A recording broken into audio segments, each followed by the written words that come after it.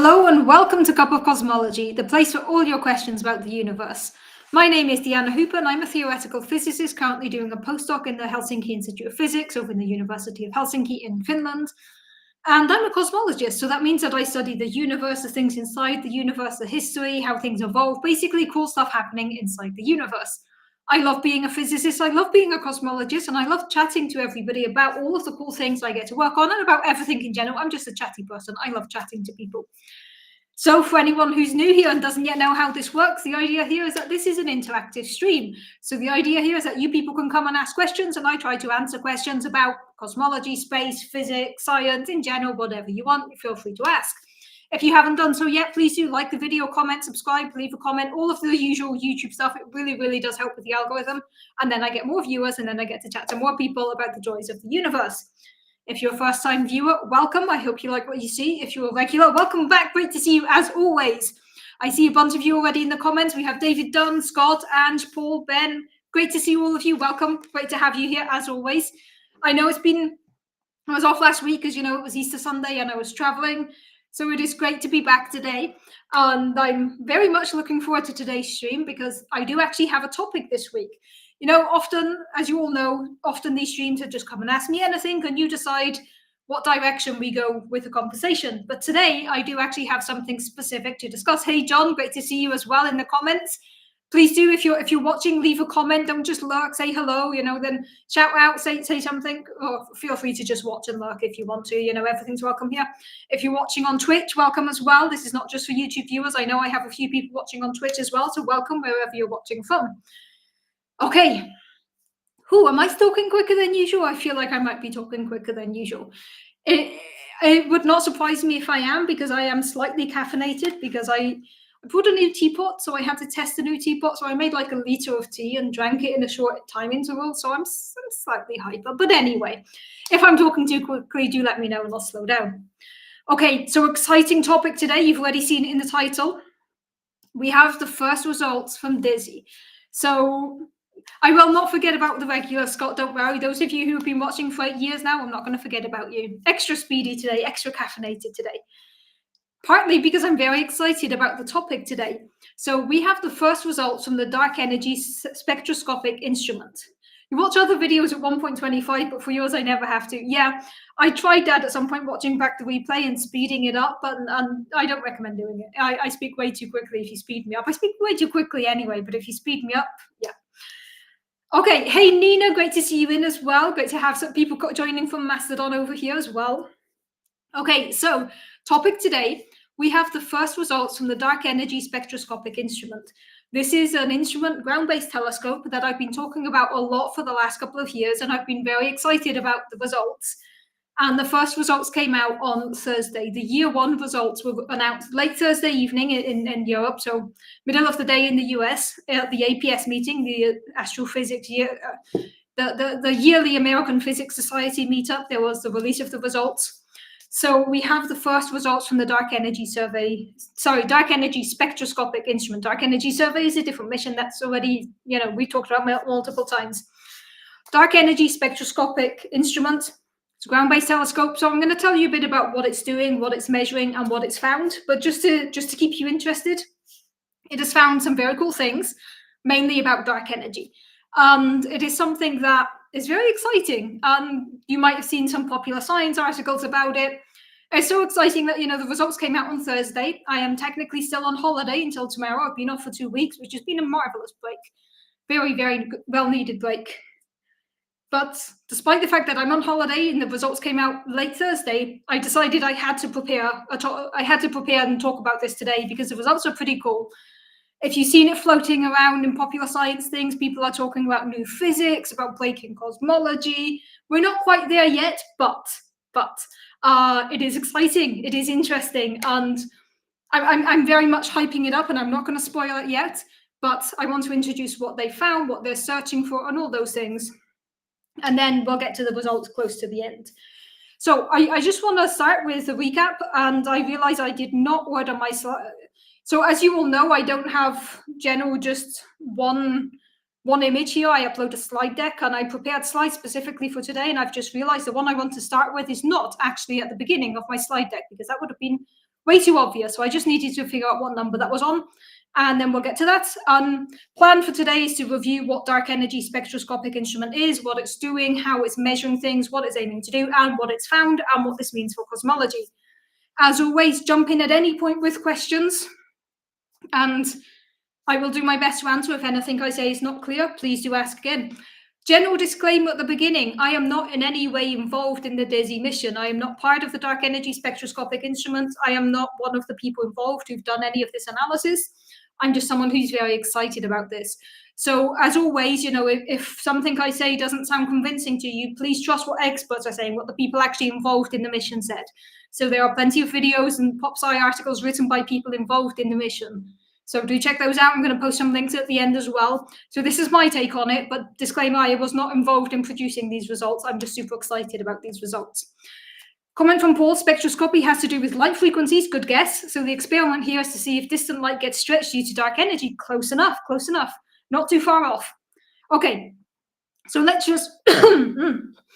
start with a general recap. The universe has three main components: everything we see, everything we're accustomed to, everything from me to the water I'm about to drink to the stars you see at night sky. This is normal matter. Normal matter only accounts for about 5% of the energy budget of the observable universe. Then there's 26% in the form of dark matter. Dark matter is this weird type of matter that interacts gravitationally, but does not interact via the electromagnetic force. This means that we know that dark matter is there due to its gravitational presence, but we cannot see it in any meaningful way. Then we have the remaining almost 70%, 69%, which is in the form of dark energy. Dark energy is this weird type of energy that is pushing the accelerated expansion of the universe. It's making the universe expand faster today than it was in the past. And dark energy is going to be the focus of the talk today. Usually I get to this point and I say, and this is everything we know about dark energy, but is it? So this is what I'm talking about today, is this almost 70% that is in the form of dark energy. So what we know so far about dark energy is that dark energy is this type of energy that does not dilute as the universe expands. And this is important because a lot of objects, a lot of other things in the universe, as the universe expands, they become less and less prevalent. If you imagine you have, let's fill a balloon, let's put some things in a balloon and then you inflate the balloon. Once the balloon is inflated, if you take any part of the balloon, it's going to have less of whatever you threw in there than at the beginning because everything is just spread out. So matter and dark matter spread out as the universe expands. So any part of the universe, if you measure the density today of dark matter or normal matter, it will be different than in the early universe.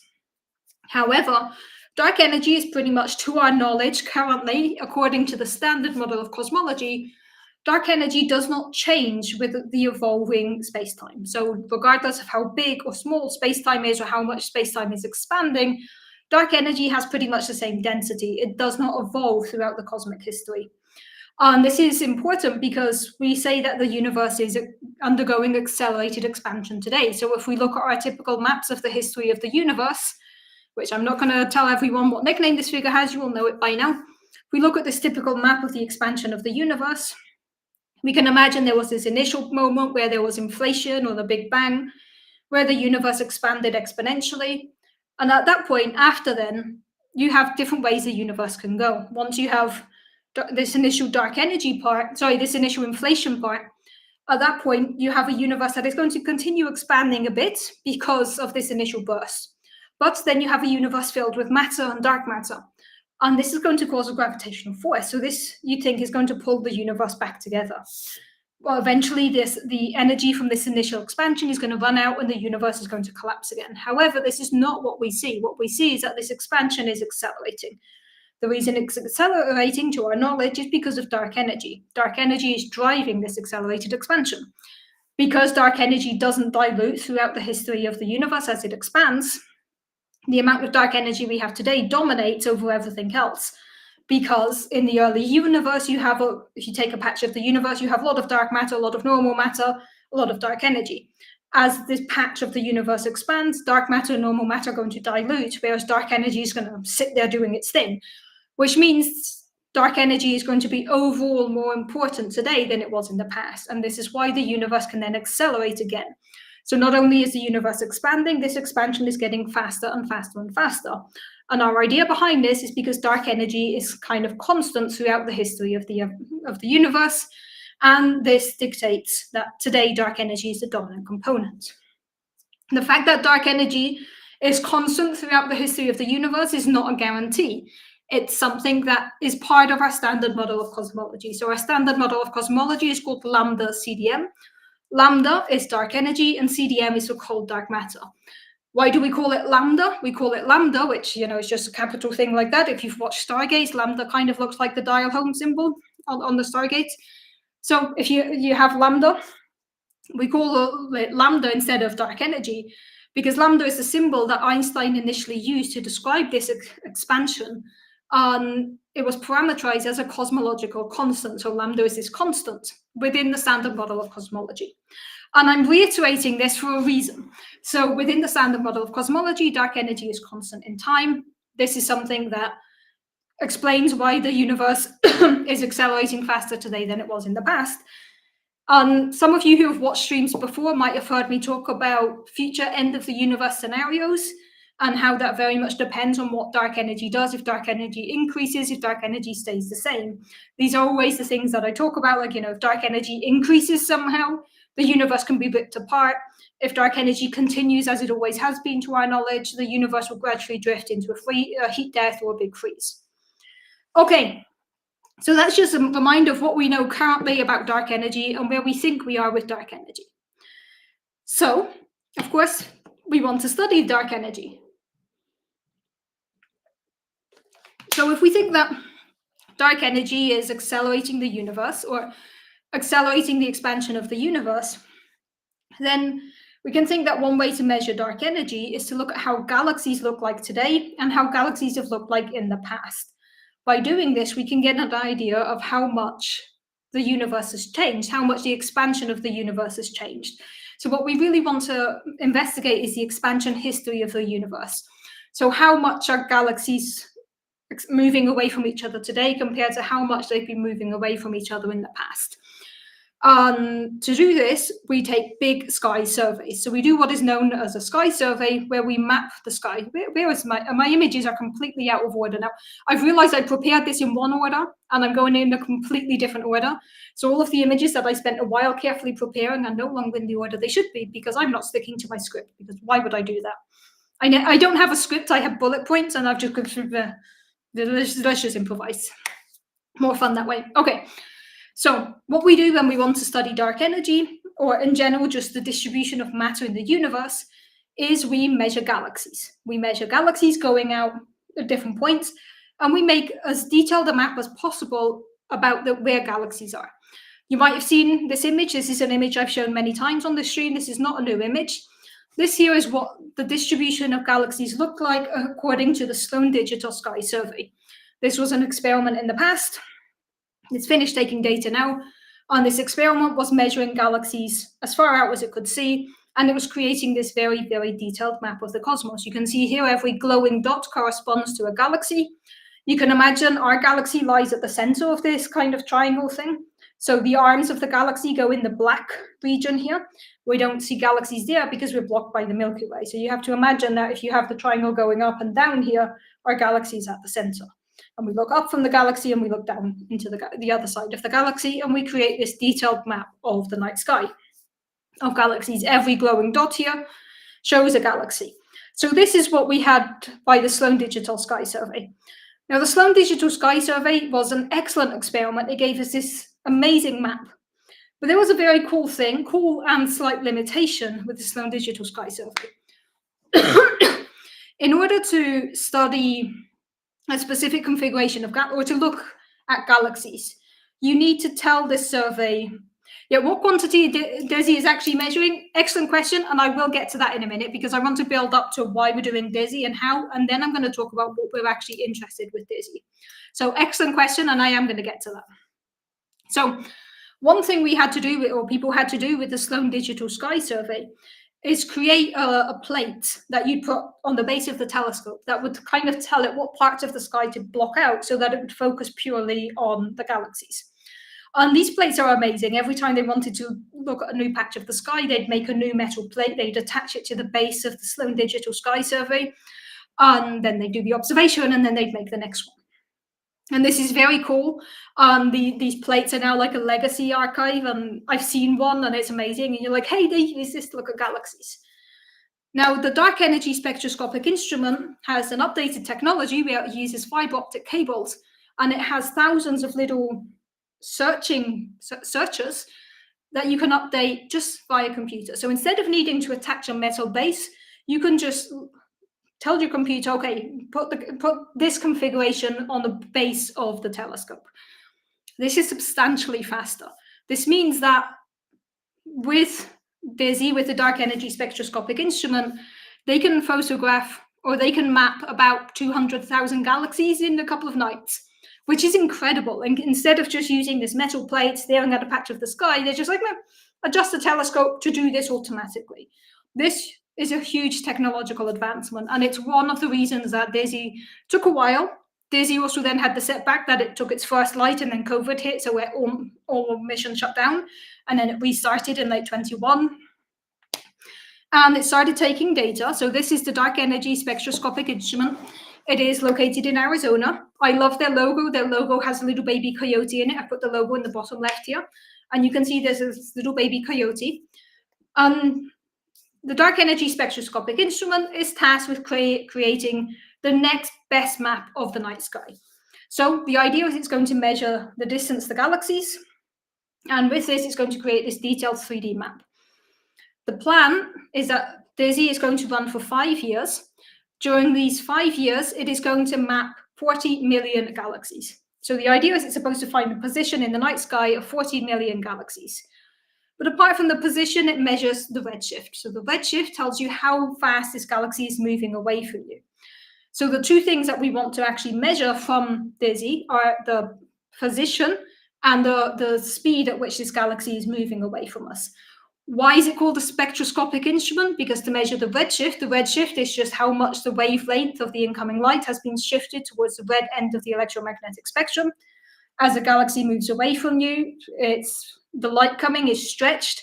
This is shifted to the red end of the electromagnetic spectrum. This is redshifted. By measuring this redshift, we can get an idea of how fast something is moving away from us. We do spectroscopy. Spectroscopy means decomposing it into its light wave, kind of taking a prism and shining it outwards, comparing this light to what it should look like, and then you get the redshift. So the quantity that we're interested in for now is the redshift.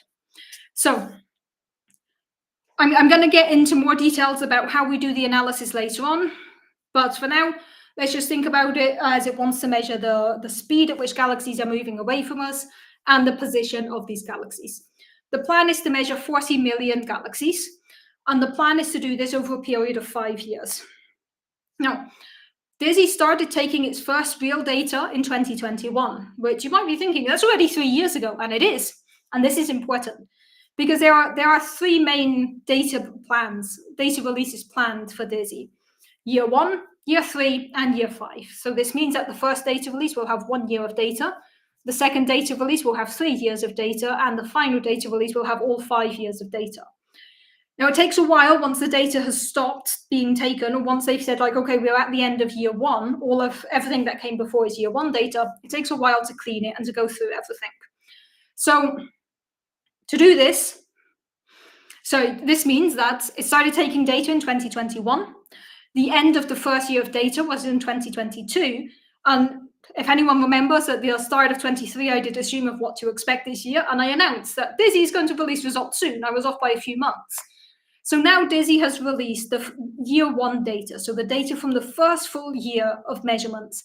However, by now, they have actually already finished taking the first 3 years of data. So this is just to show you that it takes over a year to clean and process the data. Right? The first year of data was 21 to 22.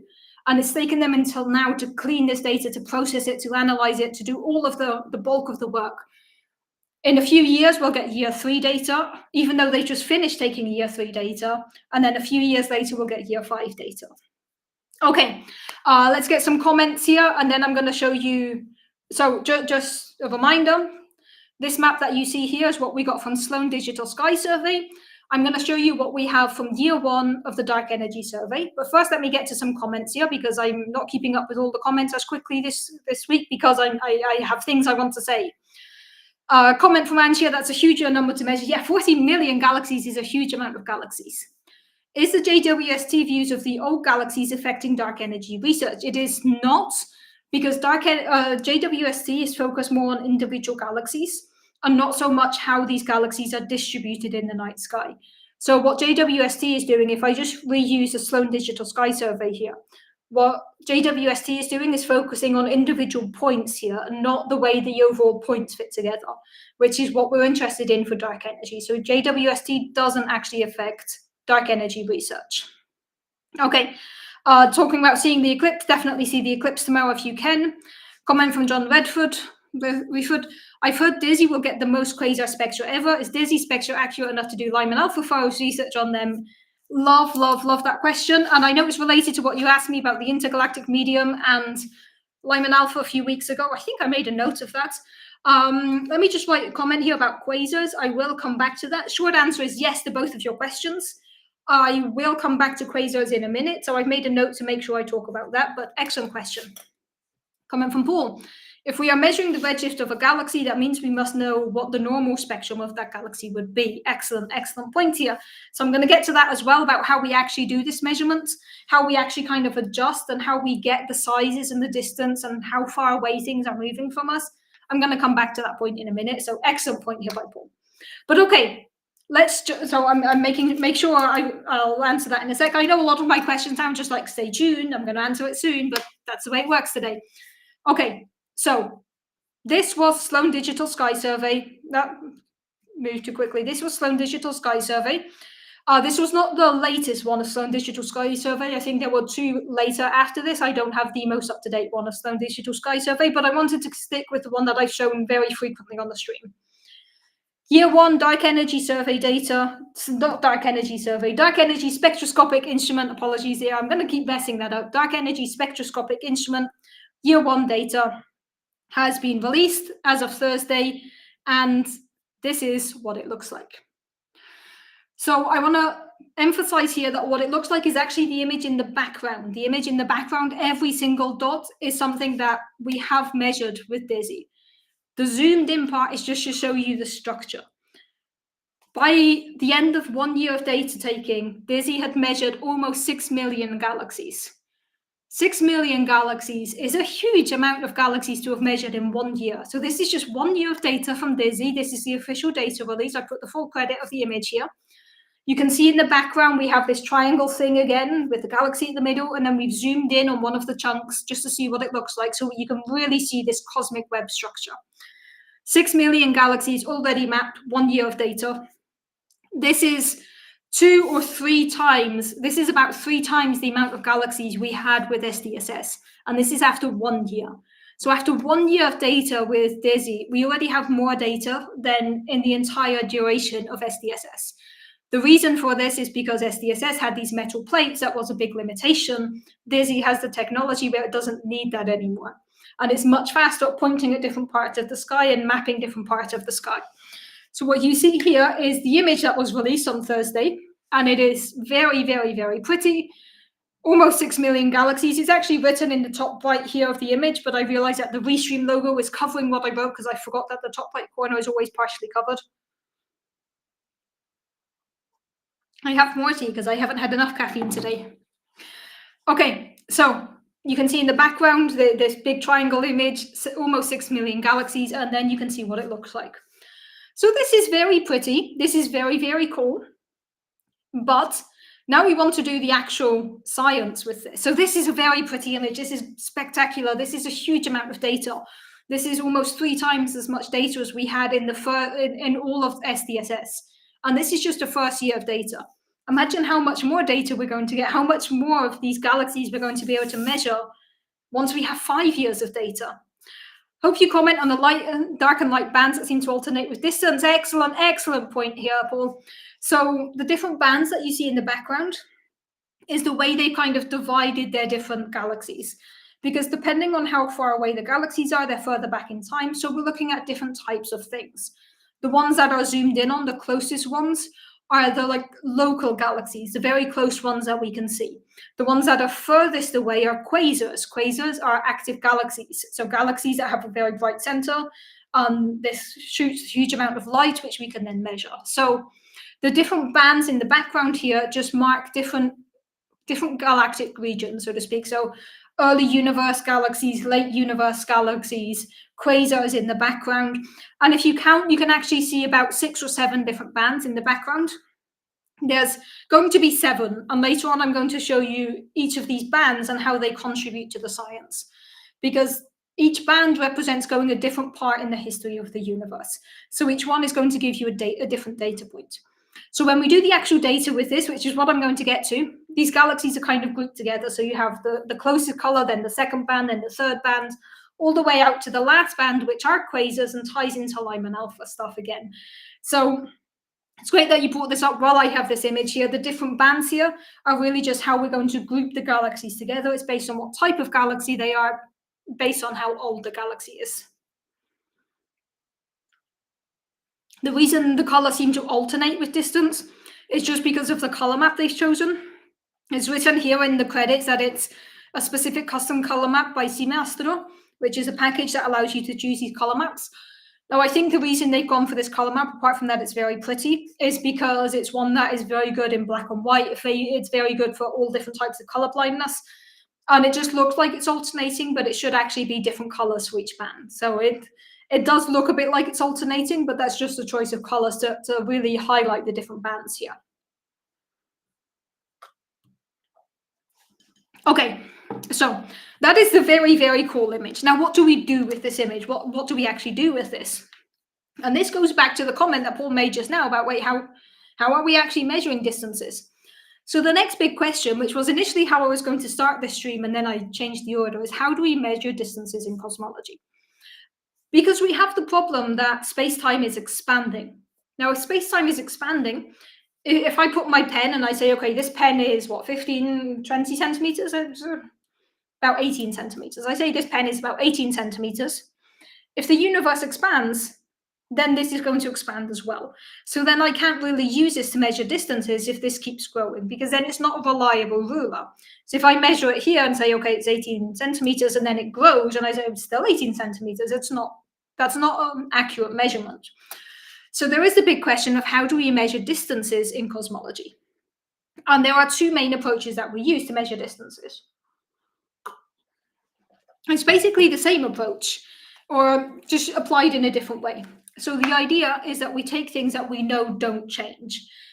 For one of them, we can use standard candles, and another thing we can use is standard rulers. And these are both things you've heard me talk about before in a different context here. So you have standard candles, standard rulers. The idea of a standard candle is, imagine we have something in the universe that shines at a specific brightness that we know, and it's always at that brightness. Then you can use that as a measurement, because no matter how far away you are from that object, the amount of light it's emitting is going to be the same. If you receive less light, then you're further away.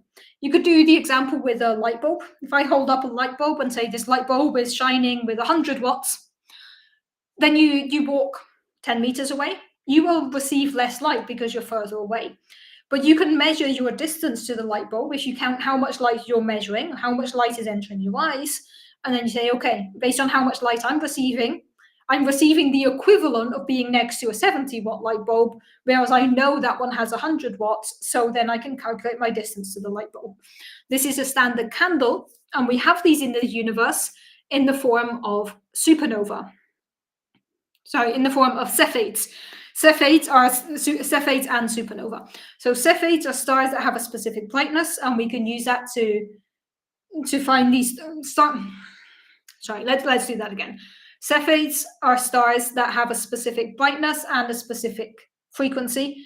So they spin based on how much light you receive at different amounts of time. You can get the distance to Cepheids, and then you can get the distance to supernova, which also serve as standard candles. So supernova are stars that have reached the end of their lifetime and exploded.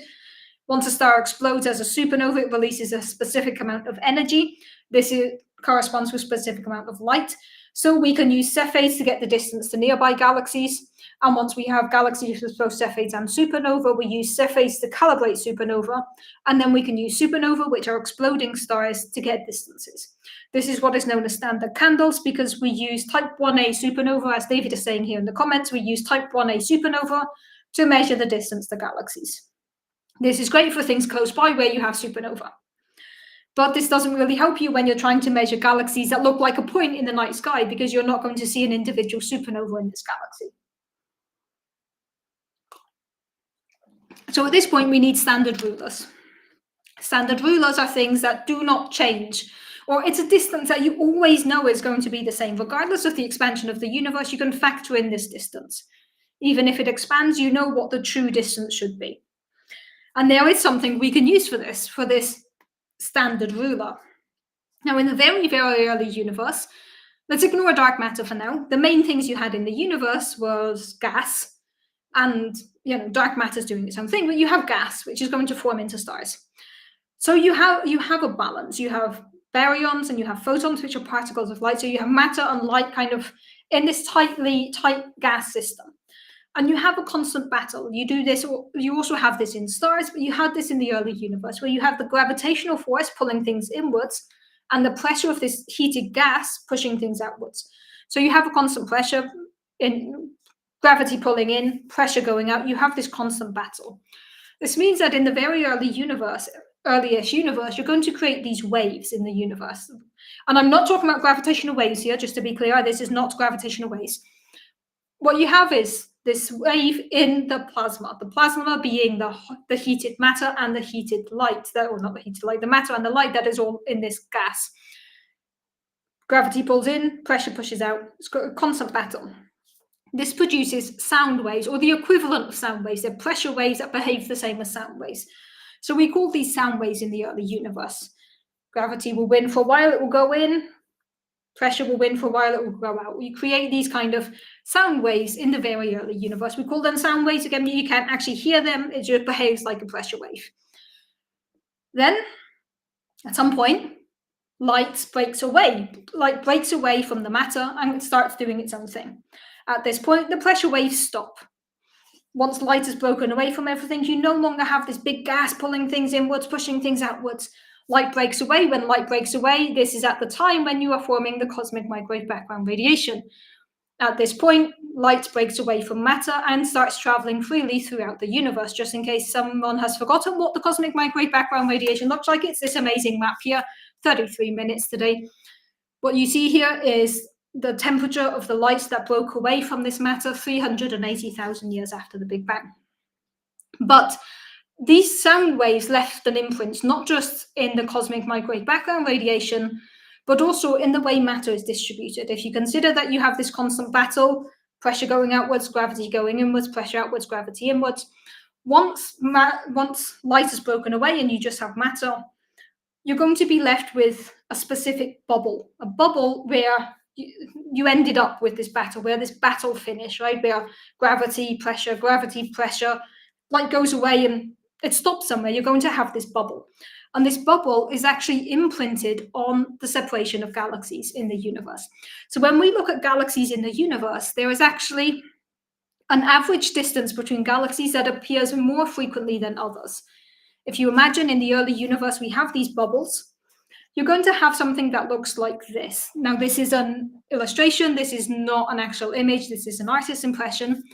But you see, once normal matter breaks away, you're going to have regions where you have a bit more density because of this wave. This is where galaxies are going to gravitate. This is where galaxies are going to form. So you have these rings imprinted in the cosmos. Now, of course, it's not going to be so clear, because what we actually see is billions of these rings overlapping, because every region in the universe had these expanding bubbles. These are just, we call them bubbles, but they really have nothing to do with the bubbles of the early universe that you've heard me talk about in other contexts. This is really just these circles, these spheres imprinted in the universe. Now, you put a lot of these on top of each other, and you're not going to see this so clearly.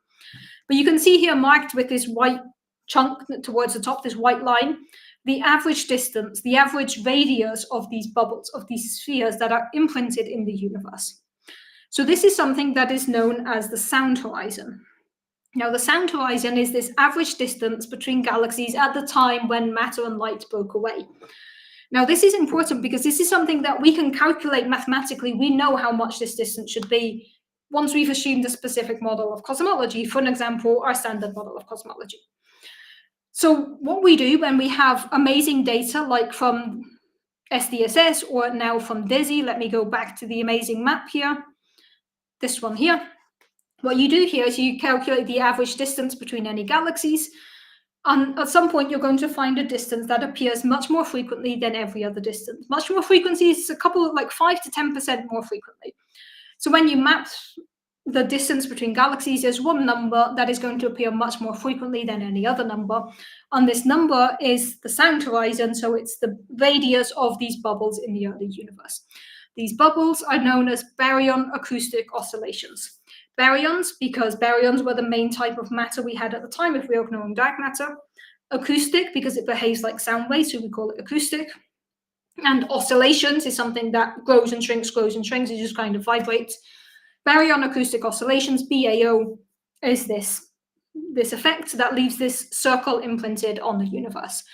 Is this clear to everyone? I know this is a big concept, but this is what is known as BAO, baryon acoustic oscillations, and it is the main technique that DESI is using to get information about, for an example, the redshift. Because once you've figured out a distance, once you've found this average distance, that is something that is constant, regardless of whether you're looking, or it's not constant, but it's something that you can adjust for. So once you found this average distance, let's say you're looking at galaxies that are billions of light years away, you find this average distance. You're looking at galaxies that are close by, you find a smaller average distance, but then you have your measurement device, you have your expansion history, and you can use this to get the distance and the redshift of everything. It's called baryon looks like a dumb thing, coincidence. There's no such thing as coincidences, especially when it involves food. Comment here from Paul. I'm always, that we can pull out these subtle signals like distance variations in galaxies out of all the other competing data. It is amazing, right? It is amazing.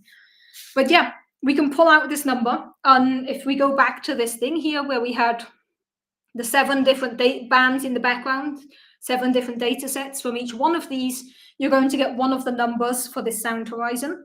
You can use that to distinguish the bands. Once you have the sound horizon at each place, you can calibrate it together. You can use that to measure your overall distances. If I look in the first band and say, okay, in the first band, my sound horizon in some units is 150, then you find it in the other band, it's going to be much bigger because of the expansion of space-time. You can figure out how much space is expanded because that should be about 150. If it's bigger than that, it's because of the expansion of the universe. So by getting this sound horizon at the different parts, the different bands, at the different distances, you can figure out how much the universe has expanded in between each one of these bands that we've marked here in the back, or that they've marked here in the background.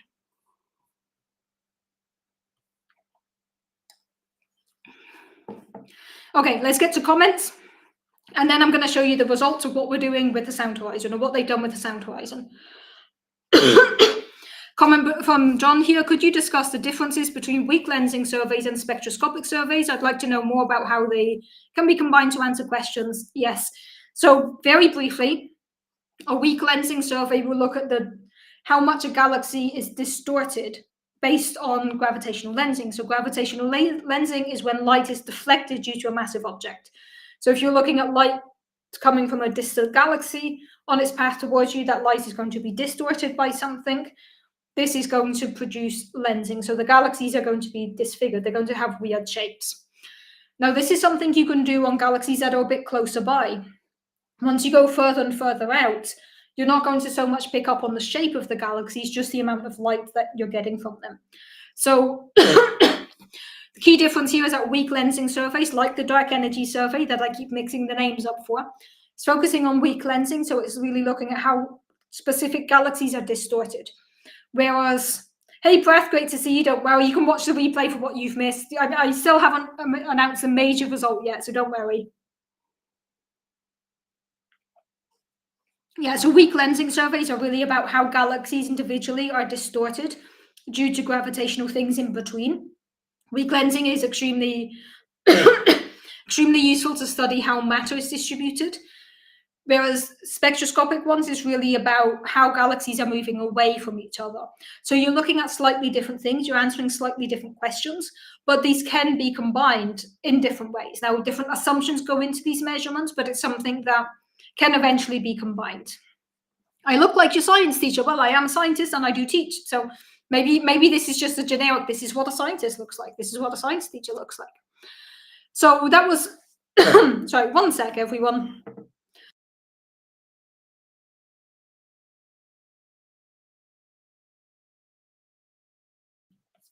Just wanted to cough properly and actually clear my throat, so I just muted myself for 1 sec instead of just pretending to clear my throat. Okay, should be clear by now. So yeah, weak lensing experiments and spectroscopic experiments look at slightly different things. They're answering slightly different questions, but they can both be used to study different aspects of dark energy and dark matter. Comment by David Howden here. If the average distance is derived from your cosmological model, how can it be used to check that model? If the model is wrong, the dark matter parameters would be wrong, I think. Excellent point here. So this sound horizon parameter that we mentioned is something that has been independently measured by several different experiments. And it's something that you can get this general idea of, okay, this is what the sound horizon should look like.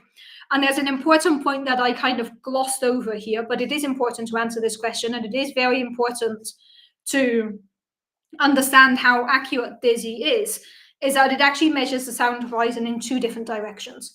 Because if you're considering we're measuring a sphere around us, then you can measure the average radius in one direction, like perpendicular to the line of sight, and parallel to the line of sight.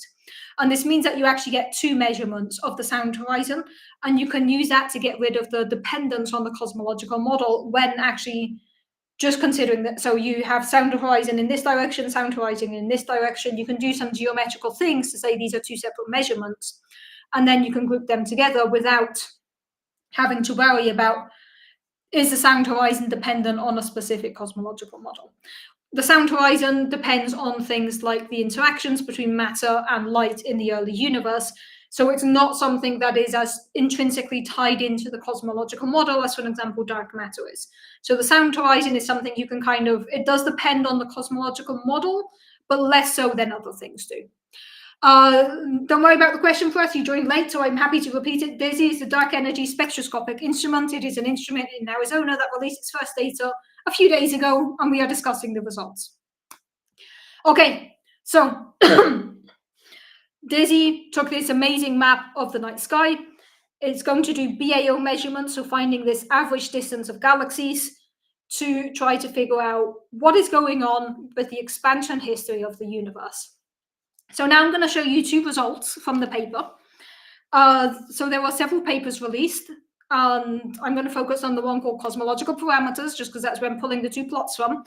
But I just want to say about the analysis. This is an analysis that has taken 2 years and has been done extremely carefully. It was done in a very blinded way, which I really like, where basically once the data team had all of the data, they threw some random numbers in there to mask everything, kind of like how you mask your passwords and then you need a specific key to undo the masking, when you have an encryption system. So they took all of the DESI data and they kind of encrypted it and then sent it to the cosmology team. The idea here is that when the cosmology team does the analysis, they're not biased towards wanting a specific result. Because if you're doing your analysis and maybe it comes out similar to the standard model or different to the standard model, you might be inclined unconsciously to try to recover that because it's what you expect. So in order to avoid biasing the results, a lot of experiments lately have been doing this blinding. And in the case of DESI, it was a really cool blinding where they completely shifted all of the analysis and then gave it to the cosmology team. So when the cosmology team did all of the analysis, they had no idea. So they found some results, but they didn't know how much these results would be shifted. And once everyone was happy that they'd done all of the results, all of the analysis properly, they were given the key to undo the encryption, to unblind it. And there's always conversations about how they unblinded this in Zoom. And yeah, let's mess up the data, send it to the scientists. And then once the scientists have done everything, we give them the key to fix it.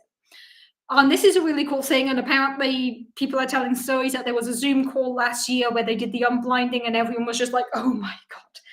So the reason that DESI is extremely exciting is because it does not seem to agree with our standard model of cosmology.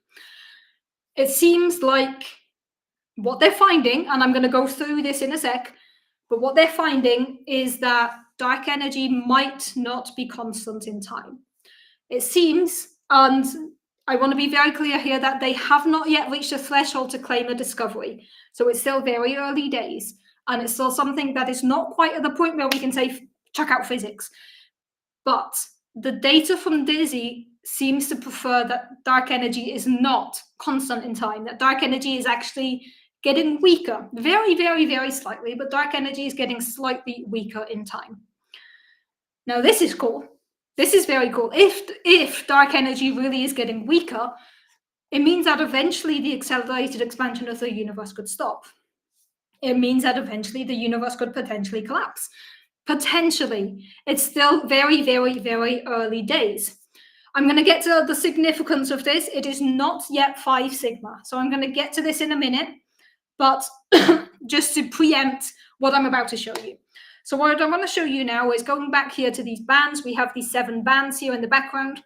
What they've done is they've computed the average distance for each of these bands. They put it on a figure, and this is what we're going to look at now. So we're going to see 7 images. This figure is going to be very busy, but let's go through it together. So when it loads, this is one of the key results from DESI. Can I move where my image is? Doesn't matter. Okay. So on the horizontal axis here, you can see the look back time. So how far back in time we're looking, which also means how far away we're looking. And here it's put in millions of years. So we start from now, and the further right you go on the plot, the further back in time you're going. Then you can see on the vertical axis, we have distant measurements relative to standard model of cosmology, lambda CDM. So they've taken the sound horizon, they've done all the distance measurements, they've put it on a line where if our standard model of cosmology is correct, this should fall on 1. Okay, you can see there are 7 different colors here. On the far left, we have the green one. Then we have yellow, so it alternates. We go from top left to bottom left, then top, bottom, top, bottom, until we reach the one called Leo here on the far right. Now, in each of these, it's zoomed in, and you can see in each of them, there is a bump and lots of data points. Time is on a log scale. Thank you for adding that comment. It is not linear. That's why the distance gradually gets more and more between the numbers.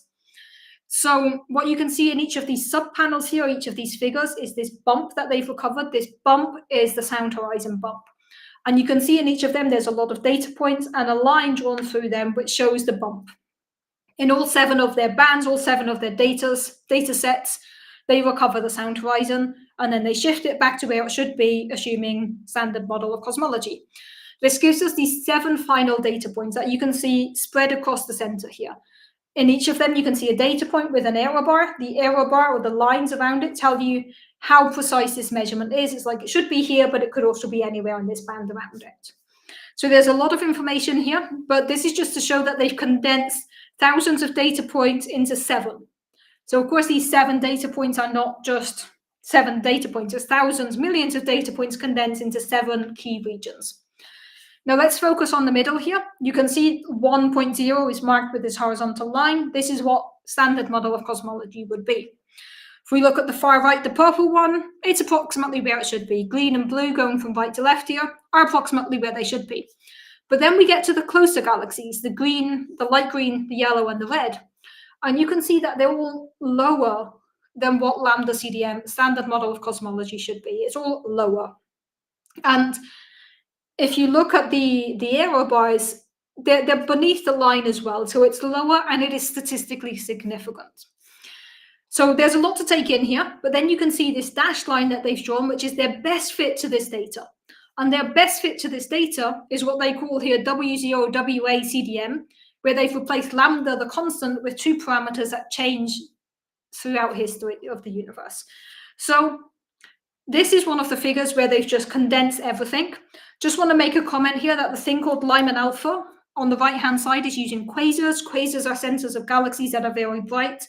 As the light from these galaxies travels through the intergalactic medium, it produces a series of, it absorbs and emits and absorbs and emits, and it produces a messy forest of spectra, which we can then use to study these hydrogen clouds. This is a whole other thing that I have worked on. So to answer the question that John asked before, yes, DESI is taking Lyman alpha data. Here you can see the first part of the Lyman alpha data from DESI. Okay, so this figure is confusing, but this is the first key result here. Lambda CDM would have been the straight line. 4 of the data points lie on the straight line, 3 lie beneath it. They can fit this line if instead they assume that dark energy is not constant in time, which is very cool. And I'm going to show you the significance and what this means in a bit more detail now. But the DESI data by itself, the 7 data points I showed were all part of the DESI data. And the DESI data by itself mildly prefers something that is not our standard model of cosmology. It's very mild. But this is after 1 year of data, 6 million galaxies. Once they have the full data set, there's going to be 40 million galaxies. This is going to get a lot more precise. The amount of precision we're going to get is going to be incredible. Okay, let's go to the comments, and then I'm going to come back to the figure I want to show you next. Comment from Scotia that scientists are the only people that get excited when they're wrong. Yes, then it means new stuff to figure out. Okay, comment from James. With all this effort and all the players involved, who determines who writes a paper and its results? Have you seen the dissenting papers from the same team? So there are about 1,000 people involved in the Dark Energy Spectroscopic Instrument, sorry. There are about 1,000 people involved. They've all signed the different papers, but there's always 2 or 3 people who are like the main authors on each paper, and those are the ones in charge of coordinating things. Within the papers, so they put out a bunch of papers. There's things where in one of the papers, they redo their analysis in 50 different ways. In another paper, they go through all of the systematics. So while it might be that 1 or 2 people on the experiment disagree, overall, these missions, one of the reasons it takes so long is because there will be multiple people redoing this analysis, and all of them then have to agree with the result. So the lead authors on the paper will probably each have a team of people redoing the analysis. I can't talk much about the inner workings of DESI, but I was involved in the Planck mission where it was similar, where every week 3 or 4 of us would come like, okay, I've done this part of the analysis, me too, we'd compare our results. And only when the results agreed or we knew why they didn't agree were we happy to move forward. I have seen the papers. The papers are publicly available now. There was a big press release a few days ago, and these papers are publicly available. If you search for DESI first results, you will find them. You can check them out, and all of the authors are there, and each time there's a few people who are the key authors of that paper. Comment from Paul, the best fit is above 1 for the current time, which would mean the expansion already started to slow. Indeed, if what DESI is finding is correct, it's not that it's already started to slow, but that dark energy is no longer as fast as it was in the past, which kind of means it has started to slow. So it hasn't slowed down the overall expansion, it's just becoming less fast, if that makes sense. Would the decreasing strength of dark energy eliminate any candidates of something? Not sure if there was a second half of that. If it's eliminate candidates of dark energy, yes. Love the question about Hubble tension. Stay tuned for Hubble tension, coming to that in a minute. But short answer, actually, let's just touch that now. Hubble tension cannot be solved with right now. So you can also use the sound horizon as measured by the Dark Energy Spectroscopic Instrument every time. You can also use the sound horizon as measured by DESI combined with something else. It's not enough by itself, it needs an anchor. You can combine it with other things. If you combine it with CMB or with Big Bang nucleosynthesis or with an independent measurement of the peaks of these bubbles, like how these oscillations worked, in all cases, you do not solve the Hubble tension. So they find a value that is slightly higher than Planck. So the Hubble tension is when we measure the expansion rate of the universe today, depending on how we do the measurement, we get slightly different answers. Using CMB, we get a value of around 67.2. Using supernovae, we get a measurement of 73.2. Using BAO and DESI with BAO, and combining it with any of the other data sets, they find a value of about 67.9. So DESI is fully compatible with Planck in terms of the Hubble constant. And going to evolving dark energy, time-evolving dark energy doesn't actually solve the Hubble tension. It makes the Hubble tension more imprecise, harder to determine, but it doesn't solve the tension between the data sets.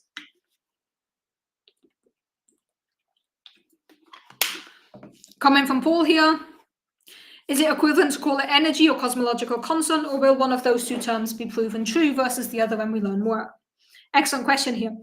So we often use the terms dark energy and cosmological constant interchangeably because the cosmological constant is the preferred candidate or version of dark energy in the standard model of cosmology. It's this kind of constant energy, and we call it the vacuum energy, the energy of the universe itself. The fact that it doesn't dilute with time in the standard model, the fact that it's constant, kind of means it's an intrinsic property of the universe itself.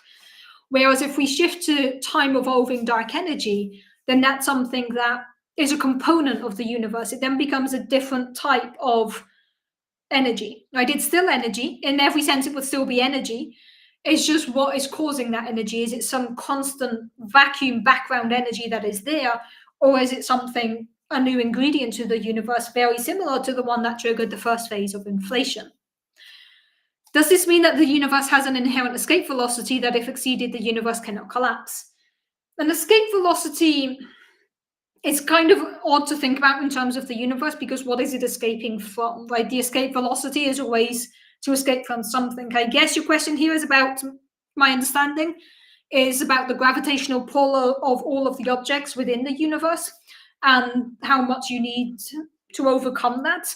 So dark energy is enough to overcome this currently. However, if dark energy is decreasing, then that might not be the case in the future. And is this the slowdown before the big crunch? Let's not get ahead of ourselves. But it's still early days. It's still early days. So once we have this data from DESI, this is a very cool data set. Now we want to combine it with other things, right? Because DESI is measuring a specific part, it's measuring all of these galaxies. So this is one point. But there's other things we can combine it with. For an example, the CMB, the cosmic microwave background radiation, which is much further back in time. Or we could combine it with something much closer in time, being supernova. And ideally, you want to combine all three, right? Because if you have 3 data points, you can draw a more precise pattern than if you have 2 data points. So within the DESI papers, they have done the analysis for DESI plus supernova, for DESI plus CMB, and obviously in the supernova and CMB papers, there's supernova and CMB. But the idea here, supernova gives you the expansion rate of the universe here, CMB gives you a fixed point back there, and DESI is kind of in the middle, closer to supernova than to CMB, but you can combine all 3. So if you combine all 3, you can get a better picture of what is happening. Now there's a problem that there are 3 different versions of the supernova data because there's different teams working on it.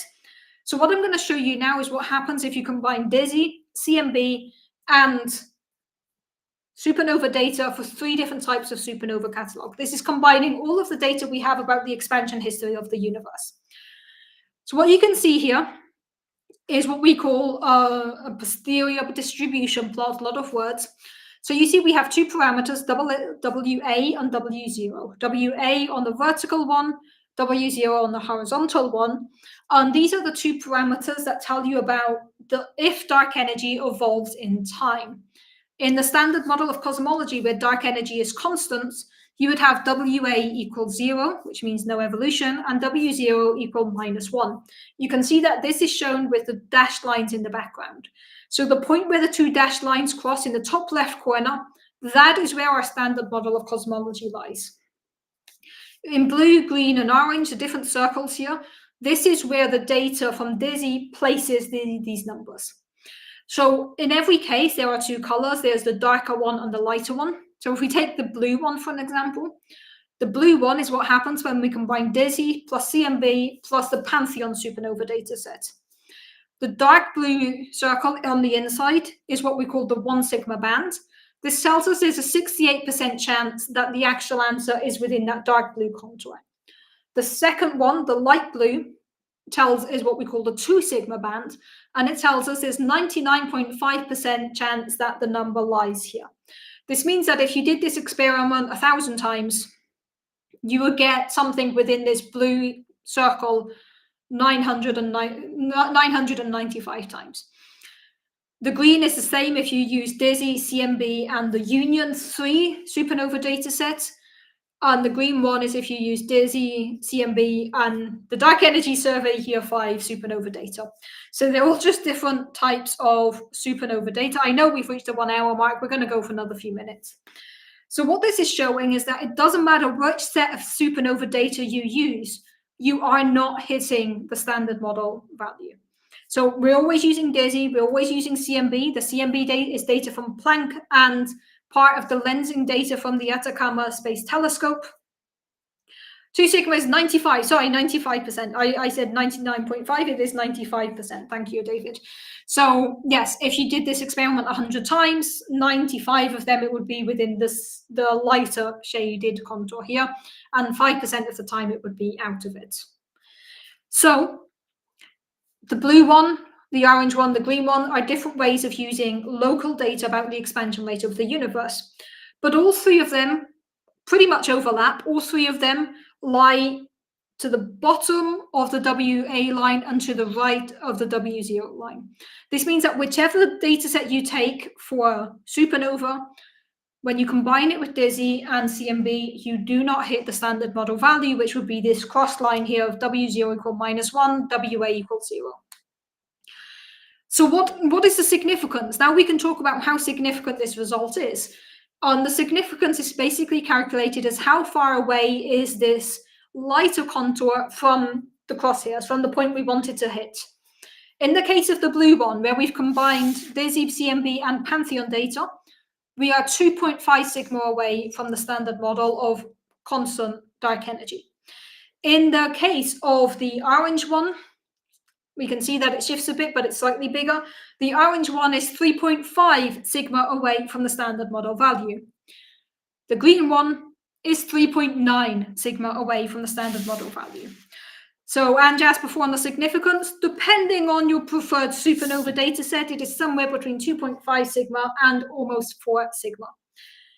Reminder that in order to claim a discovery, we need 5 sigma. We're not yet there at 5 sigma.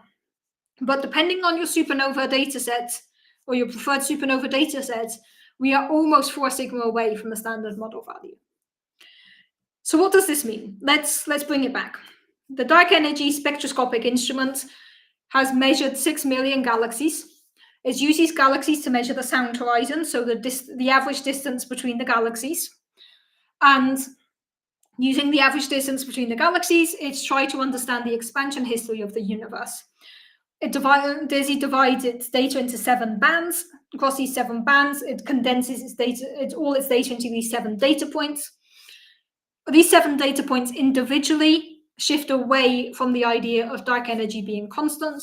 Once you combine these 7 DESI data points with CMB and supernova, you shift even more away from the idea of dark energy being constant. Depending on which supernova data set you use, this is either 2.5 to 4 sigma. It's not yet time to say DESI throws out the standard model of cosmology, which I have seen some popular science articles claim. It's not yet, we're not yet there. We're not yet at 5 sigma. Important things here. This is 1 year of data from DESI. They just finished taking the 3-year data, the data from the first 3 years. I've seen people on the team say that normally it would take a year to do the analysis, but given how excited people are about this, they might rush it. But they want to make sure they do things properly. So looking at this here, the next obvious steps, different supernova people are getting more data, they're doing more analysis, which means these 3 different colors here are going to get more and more consistent with each other until we can say, like, we have one supernova data set, the global supernova data set. In the next few years, supernova is really going to get more precise. So we're also getting more CMB precision that is going to adjust these contours as well. But within the next year, 2 years at most, we're going to get more information from DESI for year 3, where they're going to more than double their sample size. They're expecting about 20 million galaxies in the 3rd year, by the end of the 3rd year. And then by the end of the 5th year, they should have hit their target of 40 million galaxies. This is the very first data release from DESI, and they're already 2.5 to 4 sigma away from the standard model of cosmology. There's 2 ways this can go. Either we get more data and we realize that this data wasn't precise enough yet, and it shifts back to the standard model value, or we get more data and we hit the 5 sigma threshold and the standard model of cosmology needs to be revised. Both of these are really exciting. Both of these are really exciting steps, because so if it turns out that the standard model of cosmology is wrong and that dark energy actually does depend on time, then this means that our ideas of how the universe might end need revisiting. Our ideas of how galaxies progress throughout the history of the time need revisiting. It would be our first time really understanding something new about dark energy since it was discovered 25 years ago, 30 years ago by now. If it turns out that when we get more data, we shift back to the standard model value, it is still extremely interesting, because we are going to have the most complete and precise and extensive data set to do BAO measurements. Once DESI is finished, it's going to have amazing precision, amazing amount of data. And this is just, when we consider the key data sets in cosmology that we play about, with, of course, CMB Planck is there, DESI is going to be there. DESI is going to be one of the big milestones, the big data sets that we're going to use anytime we want to study the expansion history of the universe. DESI needs to be there. We're also going to get data from Euclid soon, which is going to be highly complementary and can also address the same question. So if Euclid independently finds the same or something different, that is going to be very interesting.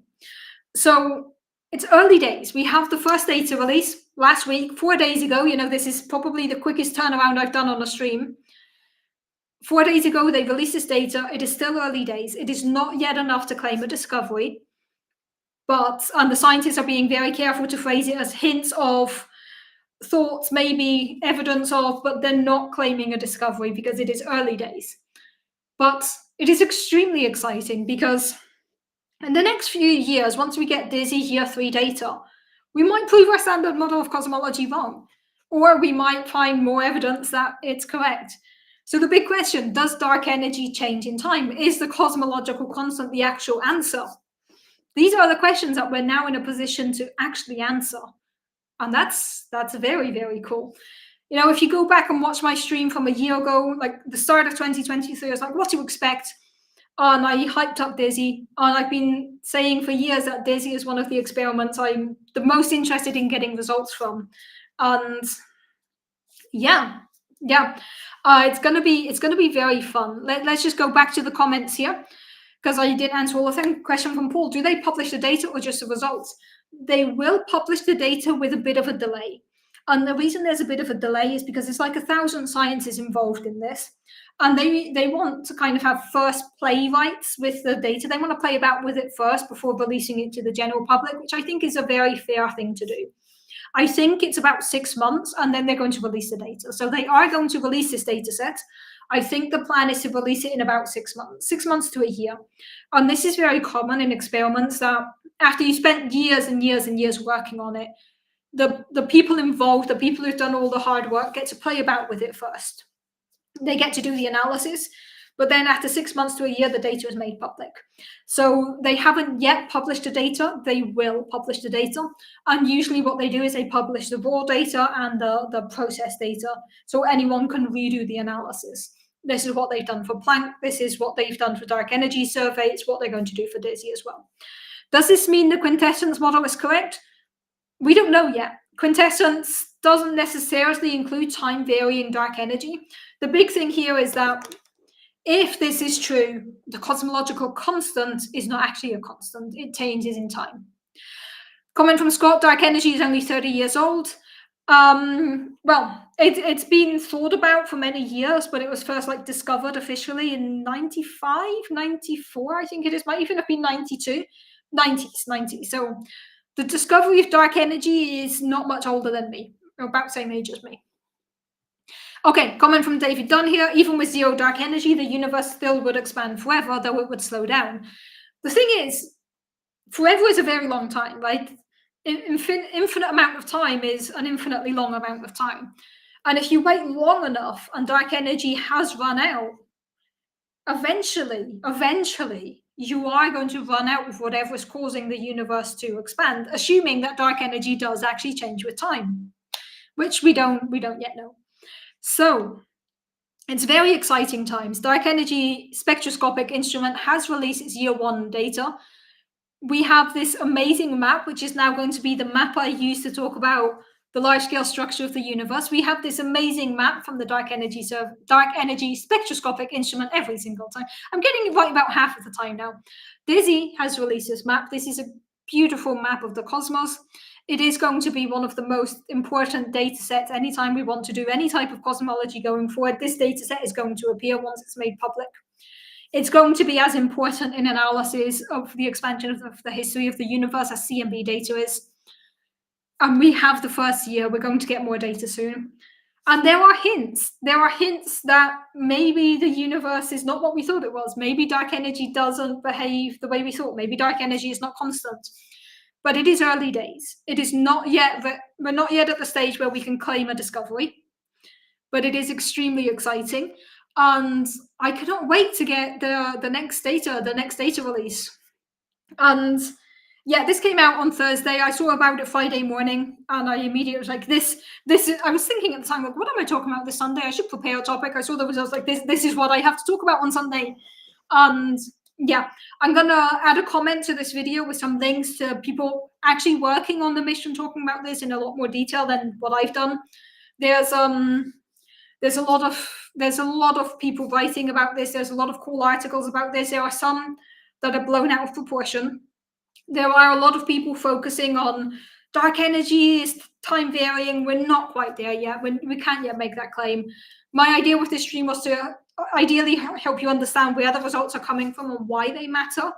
We're not yet at the stage to claim a discovery, but it's going to be an exciting few years for cosmology. And I cannot wait to get more data. And, every time there's something like this, it reminds me how much I love cosmology, how much I love the fact that we can look out there, we can study these things, we can find this average distance in the night sky, we can convert this into an expansion history.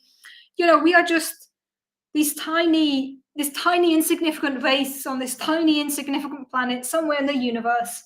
And we're looking up at the night sky and saying, like, hey, I think I figured out what the universe is doing. And that will never cease to amaze me. That is absolutely amazing. Has releasing the data publicly ever resulted in other scientists finding different results or proving the research group wrong? Yes, that does happen sometimes, and that is part of the scientific process. It has happened before where people are like, we can't figure out what's wrong, but we think there's something wrong. Here is our data, check it out yourselves. And then people figure out what's wrong. So having the data public is always a good thing. There's the betting pool about how this will all end up. I'm sure there are some online. I'm sure people take bets about cosmology. I am not a betting person, but if you were a betting person, almost 4 sigma is pretty good odds. But 4 sigma things have disappeared in the past, looking at you, Large Hadron Collider. So, early days. Don't put your money on time varying dark energy just yet, but, don't take your gambling advice from me, because my advice is don't put your money on anything. Anyway, it's exciting times. This is a very cool result, regardless of how it turns out. It's a very impressive data set, and the amount of work that has gone into this is incredible. I'm not part of the DESI team, but the analysis, the way they've done it, I've read the papers. It's a very carefully done analysis. From my side, no notes, just the way they've done it, perfect, and the way they've released it, and the way they're saying they're being very cautious. They're not claiming a discovery. It's just very cool. It's very cool scientific progress, and it's very cool to see what's going to come of this. So I went a bit over the hour mark today, 15 minutes extra. I imagined I would, because there was a lot to talk about, especially giving all of the baryon acoustic oscillation information and the background to it. It took a while. I knew that would be the case, but this was great fun. So thank you everyone for joining. Thank you for asking questions. Thanks for coming on this week to talk about DESI. Yes, I have been off of work for pretty much 2 weeks. It has been really good for me to take this break. I'm actually currently really excited to go back to work tomorrow. There's a few projects that I'm looking forward to doing. But these 2 weeks away from work are like 9 days where I basically did nothing, no work. It's been really good for me. It's been a good reset. So thank you for asking that, Paul. I do feel like I've relaxed enough, and I'm ready to jump back in tomorrow to exciting new physics. And the universe is there waiting for us, and it's up to us to figure out what it's doing. So that's the plan. So thank you everyone for joining. This has been great fun. Cup of Cosmology should be back next Sunday. I don't think there's anything preventing me from being back next Sunday. So Cup of Cosmology should be online again next Sunday, same time as today. That is 7 p.m. if you're in Europe, 1 p.m. if you're on the east coast of the US, 10 a.m. if you're on the west coast of the US. As always, there is a time zone converter on cupofcosmology.com, which has now been updated to include the fact that some of us have now switched to daylight saving times, which is a pointless thing that makes no sense. Anyway, thank you everyone for joining. It's been great to have you all here. I hope to see you all again next week. And I hope in the meantime, you'll stay safe and take care of each other.